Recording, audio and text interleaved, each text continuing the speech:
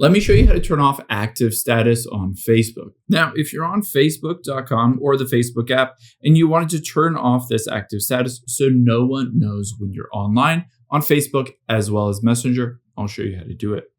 Now, of course, the first step is let's open up the Facebook app. I'll also walk you through the steps if you're on Facebook.com. From here, we need to tap on Menu at the very bottom right.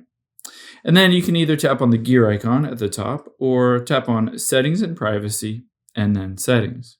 Now we can disable the active status on Facebook, but keep in mind that's different from Facebook Messenger. So if you do one, you want to do both so that they won't see that you're online. So let's scroll down and find active status, tap on that and turn this off. Now, after we've done that, as I said, we need to get into Facebook Messenger and do these same steps. From here, you're going to tap on the three lines at the bottom right, and then tap on Settings at the top. And here, active status is turned on Messenger, even though I turned it off on Facebook. So let's turn this off here. However, keep in mind, it still might be on Facebook.com. So that is the third place you need to turn it off. So let's open up a web browser, and we're going to go to Facebook.com. And on here, we'll check by tapping the three lines at the top right.